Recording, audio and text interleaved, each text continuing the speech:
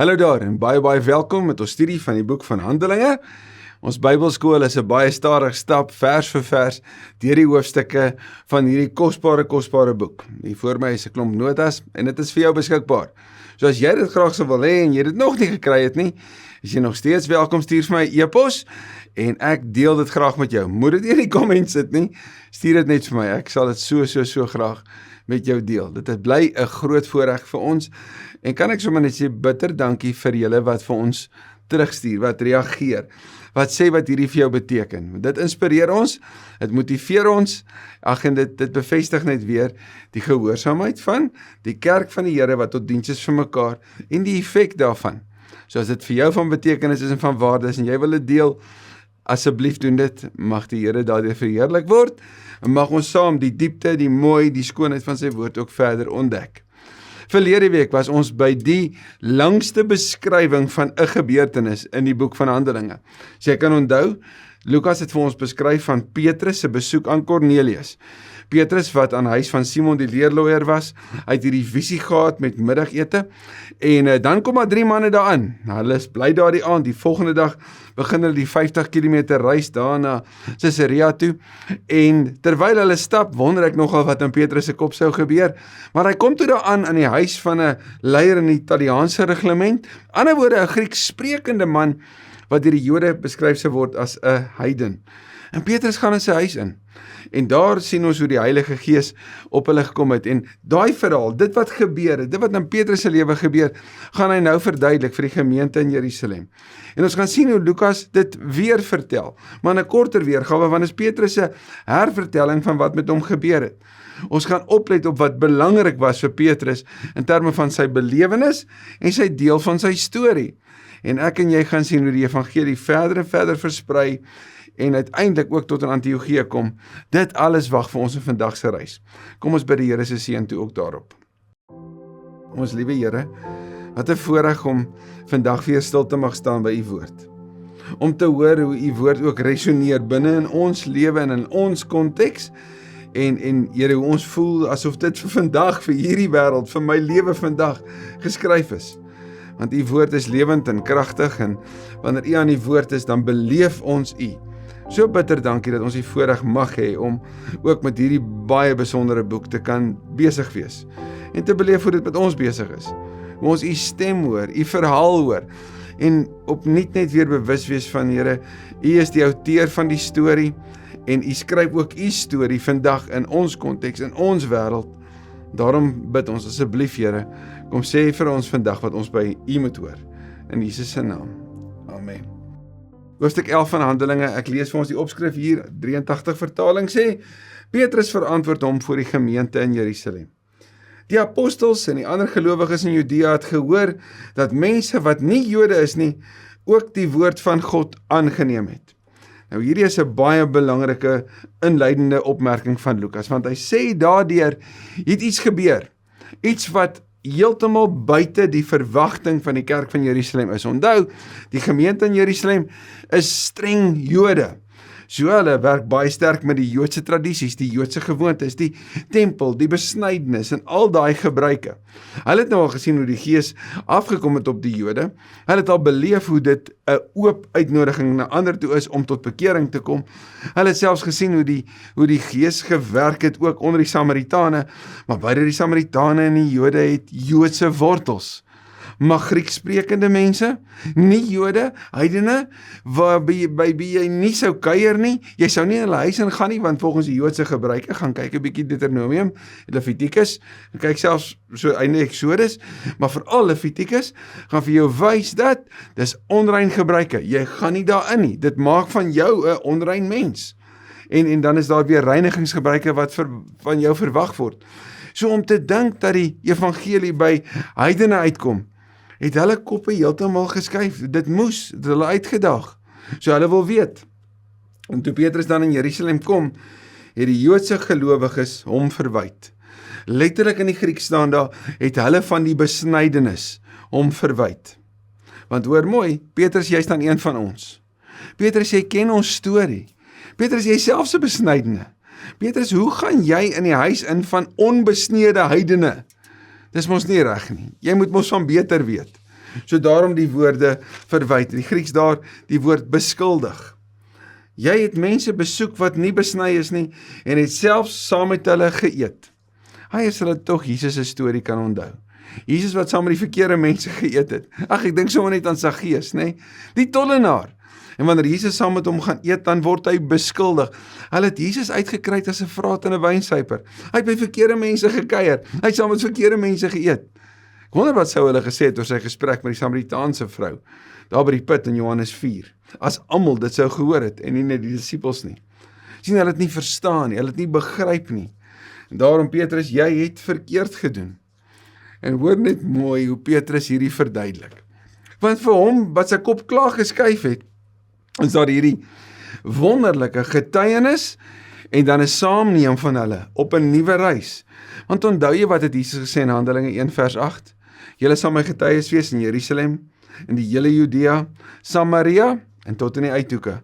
Wel, die beweging van die boek van Handelinge is nou op pad daarheen, na 'n nuwe hoofstuk in die geskiedenis van die kerk, die bereiking van die uithoeke. Hoor wat sê Petrus. Petrus het toe vir hulle alles mooi uiteengesit. Ons hoor hier sy hart. Anders gesê, hy het dit vir hulle mooi verduidelik. En hier kom 'n storie wat ek en jy nou verlede week baie meer in detail uitgepak het, maar kom ons kyk nou hoe hy dit beskryf. Ek was in Joppe besig om te bid. Toe ek in geesvervoering 'n gesig gesien het, het hy gesê: Ek het iets soos 'n groot doek wat aan sy 4 punte neergelaat word, uit die hemel sien afkom, en dit het tot by my gekom. Hierdie 4 punte, 'n moontlike beskrywing van die 4 windrigtings. As dit die 4 windrigtings is, wel dan beskryf dit natuurlik 'n inklusiwiteit vir die hele wêreld om te kom deel, nie waar nie? Toe ek goed daarna kyk, sien ek daarin 4-voetige diere van die aarde, wilde en kruipende diere en wilde voëls.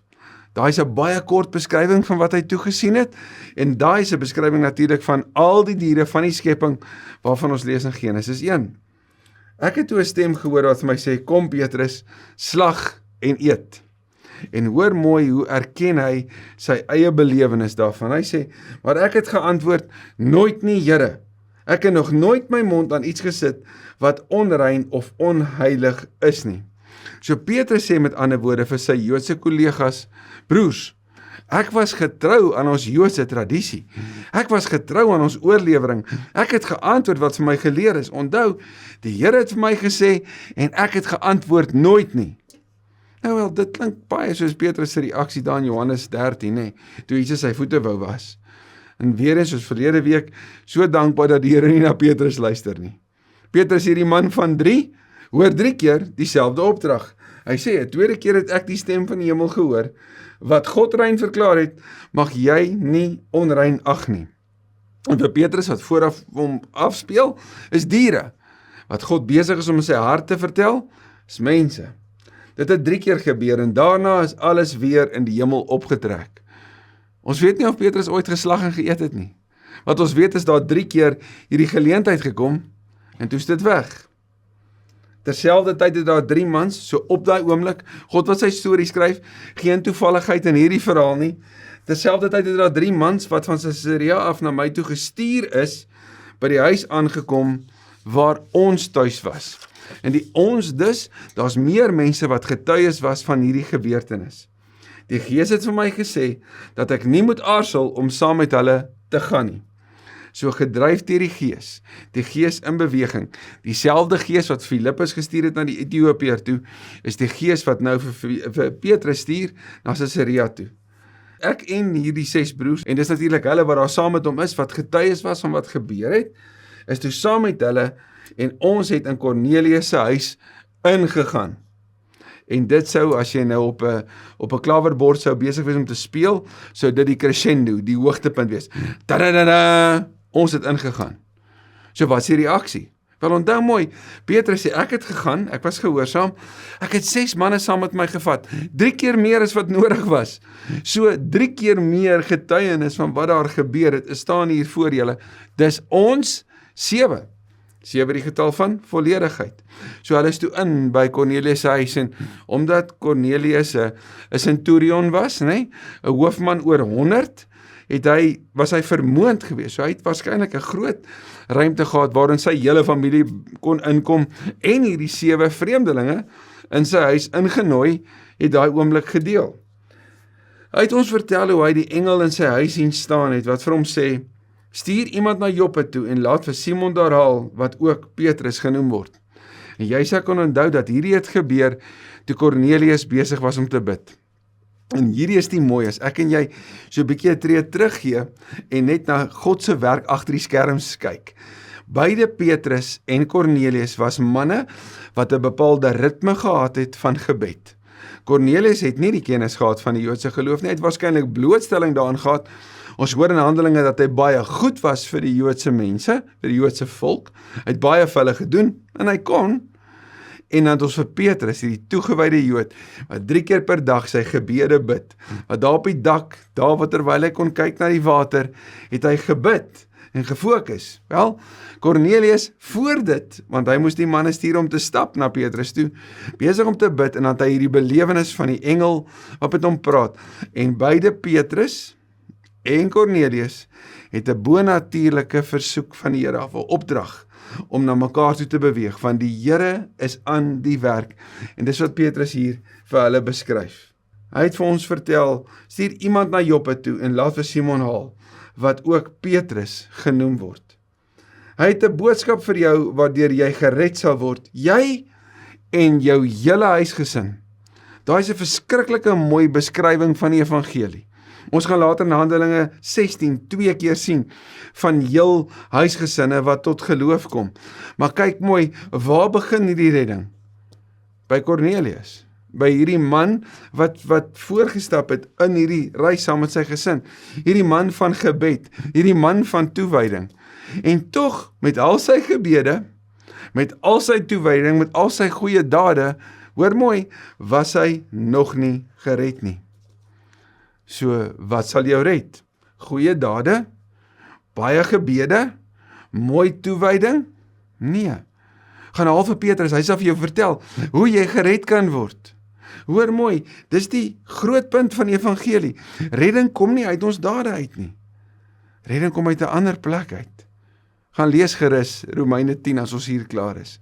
Gaan lees oor hoe Paulus daar beskryf dat redding kom vanuit geloof. Redding kom vanuit belydenis. Maar om te kan glo en om te kan bely, moet iemand by jou uitkom om dit vir jou te kan vertel. Vir iemand om by jou te kan uitkom, moet daar iemand wees wat hom gestuur het. Dan moet 'n gemeente wees wat stuur, iemand wat aankom, iemand wat deel. En as dit gedeel word, moet dit gehoor word, geglo word, bely word. Dan is daar redding. Skaars het ek begin praat, hoor mooi, Petrus maak dit baie duidelik, dit was nie my vermoëns nie, dit was my teenwoordigheid, my gehoorsaamheid, maar skaars het ek begin praat, of die Heilige Gees kom op hulle, net soos op ons in die begin. Daai sin, is die groot breek in die verstaan van die kerk van Jerusalem, oor die werk van die Here. Want hy sê, net soos ons, was die Here aan die werk, daar, onder die Grieke, onder wat ons verstaan het, beskryf het as die heidene. Sommige reken hulle het na mekaar verwys as barbaroi, as barbare. So op hulle waarop ons neergekyk het, is die Here aan die werk. Dieselfde Here wat ons lewe kom verander het. En kyk mooi, daar was nog nie geloof nie. Daar was nog nie belydenis nie. Daar was nog nie doop nie. Daar was God aan die werk. En niks hiervan pas binne 'n paradigma wat sê, alles werk stapgewys presies so nie. Want wanneer die Here werk, kan ek en jy net terugstaan en ontvang, kan ons deelneem in wat hy van ons vra, maar is hy aan die werk en niks en niemand sal sy werk keer nie. So hier kom die Heilige Gees op almal, net soos op ons. En kyk mooi wat sê Petrus dan in sy eie interpretasie van hierdie gebeur. Hy sê, toe dink ek aan die woorde wat die Here gesê het. Johannes het wel met water gedoop, maar julle sal met die Heilige Gees gedoop word. Julle sal deurdrenk word, soos Matteus 3 vers 11 sê. So as Petrus dink aan daai woorde, dan beskryf dit iets van Petrus se bekendheid van die gebeurtenis. Julle sal gedoop word met die Gees. En dat Petrus in daai oomblik dit kan onthou. 'n Herinnering in sy gedagtegang. Dalk 'n herinnering ook deur die Gees aan hom. Hulle het net soos ons in die Here Jesus geglo. Dis hoe jy gered word. O geliefde, mag dit wees vir jou en my, dat ons wegbeweeg van hierdie poging van ons eie dade, want jou eie dade gaan jou en my nooit by 'n plek van vrede en rus bring nie. Inteendeel, ons kom by 'n plek van rus van ons eie pogings, wanneer ons glo in Jesus, wat alles vir ons kom doen het. Dan begin nuwe lewe. Hulle het net soos ons in Christus geglo, en God het aan hulle ook dieselfde gawe as aan ons gegee. Dieselfde geskenk. Die Here hou niks terug nie. Hy gee nie vir hierdie en hou dit terug van ander nie. Hierdie groot geskenk van sy Gees is bedoel vir almal. En dan Petrus se woorde, hierdie is sy belydenis, sy erkentenis. Wie was ek dan om God te probeer verhinder? Maar hoor jy wat Petrus net 'n dag of 2 van tevore gedoen het? Toe die Here vir hom gesê, Petrus slag en eet, het ek gesê, nee Here, en nou staan ek terug. Nou sê ek is reg, Here. U is aan die werk. Nou stop ek niks meer nie. Nou besef ek, nou gaan my oë oop. Nou het ek insig. God is aan die werk. Wie is ek om God te probeer verhinder? Kan jy dink wat in Petrus se hart gebeur het toe hy sien hoe die Here werk? Die blydskap wat daar was in Kornelius se huis. Die blydskap wat daar in sy huis moes wees. Die oomblik van deelname.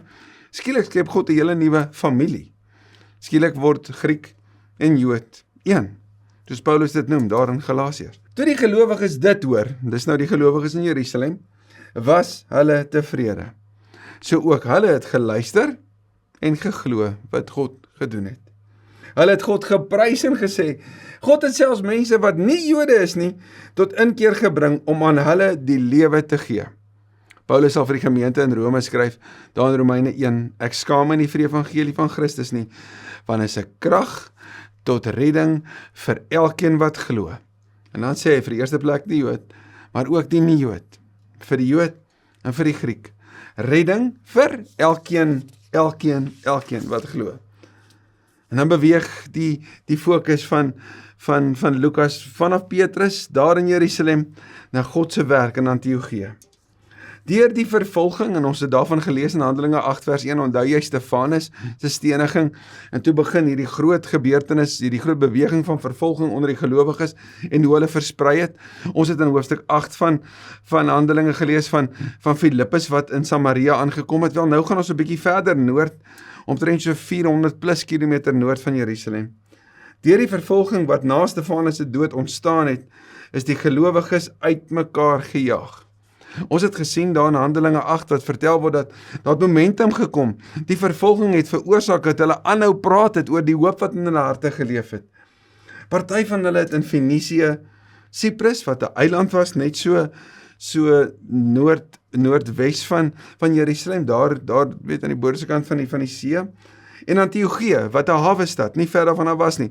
Antiochië was die derde grootste stad in daai tyd. Rome, Alexandria en dan Antiochië. So die mense tot daartoe versprei, maar hulle het die woord aan niemand anders as net aan Jode verkondig nie.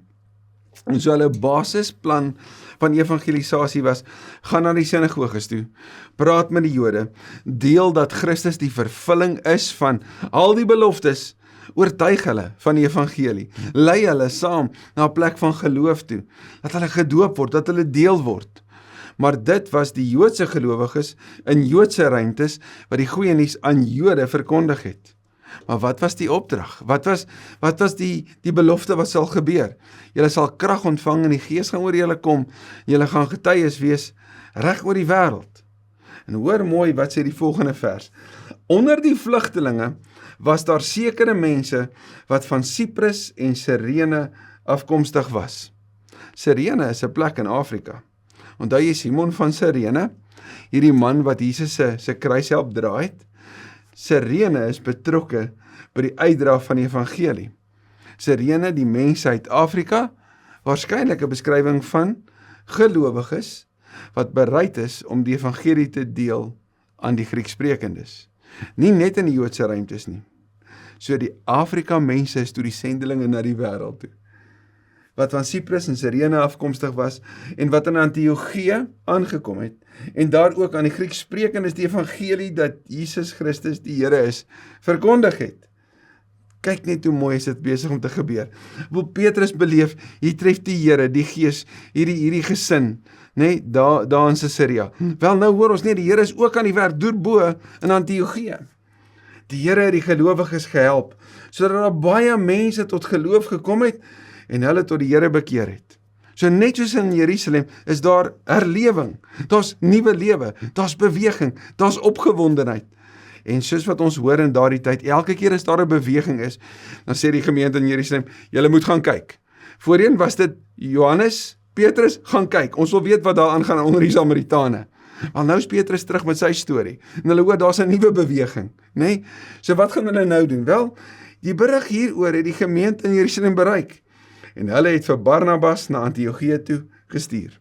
Nou Barnabas, die man wat self 'n Lewiet was, uit Cyprus uit, wat sy eiendom verkoop het, wat die geld gebring het aan die gelowiges in Jerusalem, wat die man was van aanmoediging, van bemoediging. Hierdie man wat die familielid was van Markus. Ons gaan later nog baie meer van Barnabas ook sien. Hy kom nou tot die toneel en hy word gestuur. So as leier word hy gestuur, as verteenwoordiger na die gemeentes toe in Antiochië.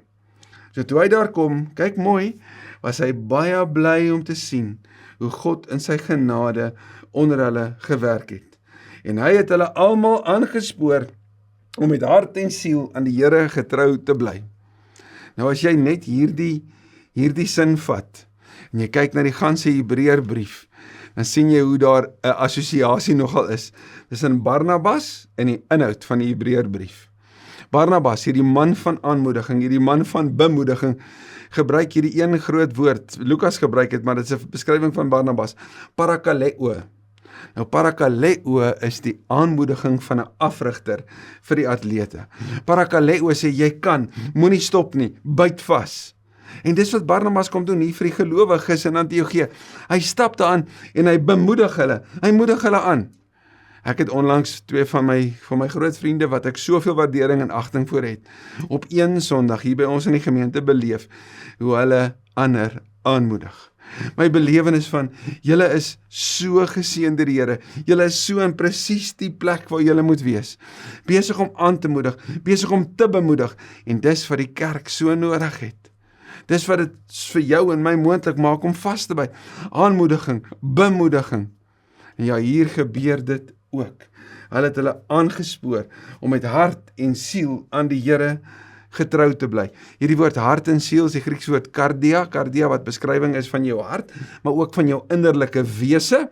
Daarom sê die 83 vertaling, hart en siel. Barnabas, sê Lukas, was 'n goeie man, vol van die Heilige Gees en met 'n vaste geloof. Hierdie woord vaste geloof sal ek in jou Handelinge 7 ook lees, wanneer Stefanus so beskryf word. So Barnabas was 'n man van gesag, en 'n man wat respek afgedwing het, vaste geloof, 'n goeie man, wat sy hart natuurlik beskryf, en hom onderskei het van ander mans. 'n Aansienlike groep mense is tot geloof in die Here gebring. So as groot groep gelowiges, nou hoor ons 'n aansienlike groep. Wat kom sê Lukas vir ons? Julle, die Here is aan die werk in Antiochië, en hy het vir Barnabas daar, en dis aan die gebeur. En Barnabas is na Tarsus toe om vir Saulus te gaan soek. Tarsus was die tuisdorp van Saulus se grootwordjare. Saulus, waar hy kom van Tarsus af, hy het natuurlik na Jerusalem toe gegaan om sy Joodse skoling te kry. Maar voor dit Tarsus die plek van lering, plek van filosofie, plek van baie kennis. En hier's nou die interessante. Vandat Saulus weg is uit Jerusalem uit en na Tarsus toe is, het ons 'n tyd van stilte by hom. Sommige reken daai kan tussen 6 en 9 jaar wees, waar as ons net na sy lewe kyk, jy sou kon sê, wat het gebeur? Hoekom het jy net niks gedoen in daai dorpie nie? Hoekom lees ons niks van jou nie? Maar God was besig met voorbereiding. En Saulus was besig om te leer en te ontdek. Gaan kyk 'n bietjie in Galasiërs 1, hoe hy van hierdie tye beskryf. Besig met voorbereiding, en Barnabas gaan haal hom, want Barnabas sê die sendingpoging, die ondersteuningspoging kort hulp, en Lukas 10 het ons vir ons vertel, die Here stuur hulle 2 uit, en ons weet dat Prediker 4 sê, 2 vaar beter as 1, so Barnabas is daarvan, ek het hulp nodig, ek wil Saulus kry, Hy moet my kom bystaan. En hy's daar om hom te gaan help. En Barnabas was die man gewees wat Saulus aan die leiers in Jerusalem bekend gestel het. So Barnabas het hierdie belewenis van hy en Saulus se saamstap. En ons gaan dit sien van hier af vorentoe, hoe hulle verhouding regtig 'n groot effek gehad het op die kerk, en op die evangelie, op die wêreld. Toe hy hom kry, het hy hom na Antiochië toe gebring.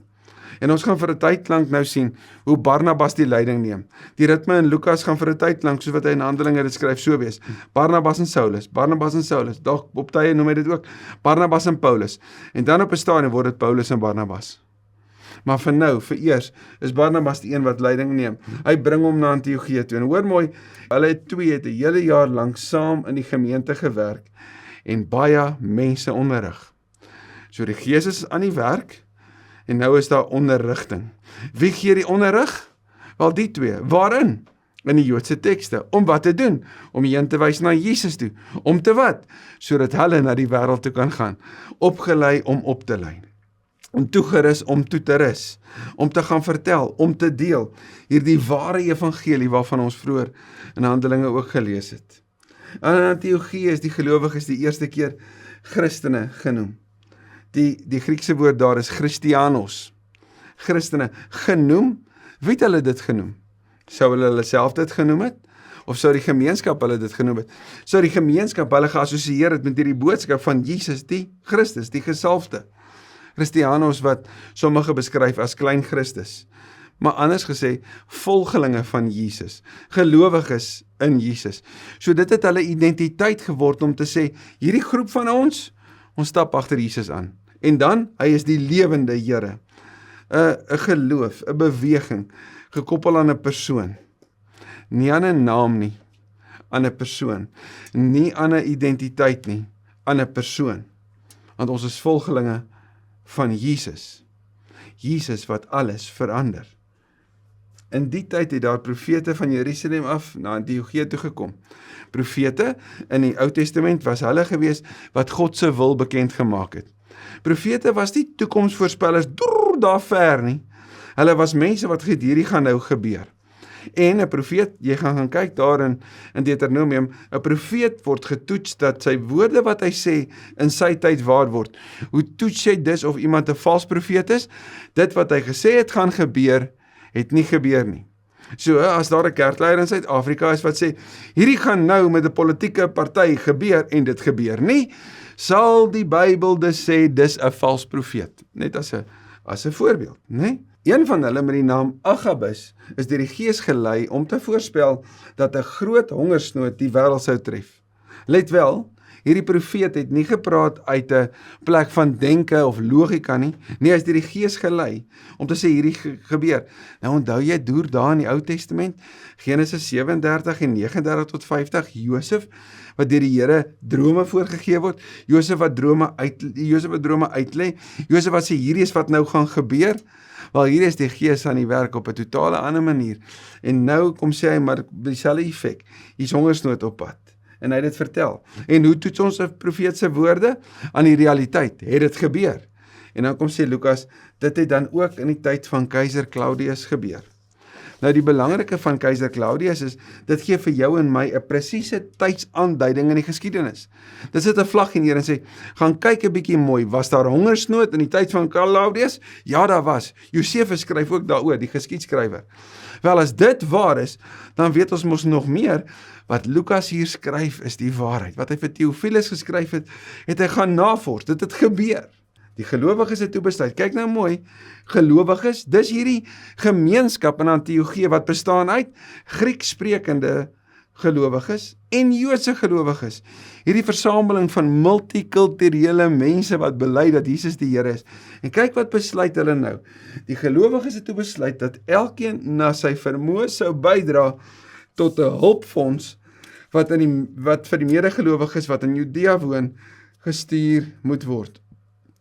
Nou lees ek graag vir jou 'n aanhaling hier van James Montgomery Boyce. Hy sê dit so: As far as I know, this is the first charitable act of this nature in all recording history. One race of people collecting money to help another people. No wonder they were first called Christians at Antioch.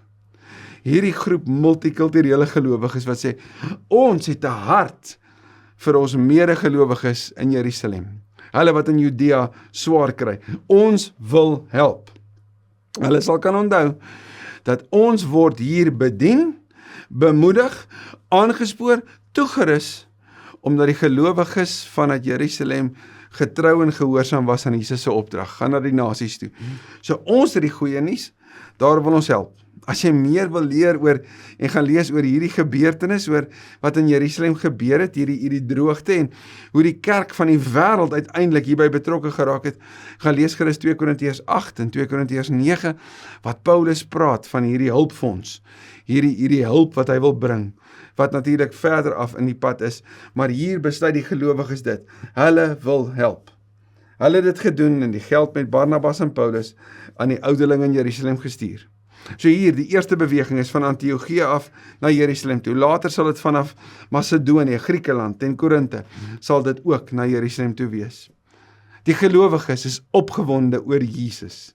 Hulle het tot geloof gekom, daar's blydskap en daar's omgee. Daar's nie net omgee vir hulle mense nie, daar's nie net na binne toe kyk nie, daar's 'n omgee na buite toe. Daar's 'n omgee vir medegelowiges wat op 'n ander plek swaar kry. En Lukas het die voorreg om dit alles vir ons te beskryf. En kan jy jouself indink soos wat hy dit skryf? Sy glimlag, sy blydskap, sy deel van 'n storie wat regtig so merkwaardig was, dat dit die ganse wêreld vir altyd verander het. En dit alles oor een persoon aan wie hulle self bind. Here Jesus, ons dankie dat ons aan U gebind is. Dankie vir die werking van U Gees. Dankie dat ons in afhanklikheid van U kan sê, hier is ek, Here, stuur my. Dankie vir wat U op hierdie oomblik in U wêreld doen, dat die kerk steeds nou 'n beweging is, wat die donker tref met lig, wat goeie nuus bring, wat die prys betaal, maar wat ook die vrug sien van daar waar U aan die werk is. En Here, wanneer U ons in ons eie lewe ook verras, deur te werk onder mense in ons gemeenskap, wat ons dalk nie sou verwag nie, deur ons te neem na plekke wat dalk voorheen vir ons ongemaklik sou wees, en ons U daar raak sien. Dankie Here vir daai oomblikke van genade, wat ook ons eie stories vir altyd verander. In Jesus se naam, amen. As jy so 'n storie het, 'n storie het van hoe die Here jou geneem het na 'n plek toe buite jou grens, wil jy dit nie met ons deel nie? Stuur asseblief vir ons so 'n e-pos na info@ksm.co.za en ons sal graag dit net wil deel met mekaar, dalk gebruik in 'n inspirasiestorie vir iemand anders. Want ons het almal nodig om te weet hoe die Here ook in hierdie tyd aan die werk is, sodat ons mekaar kan bemoedig en aanmoedig. Staan sterk gelowige, die Here is aan die werk.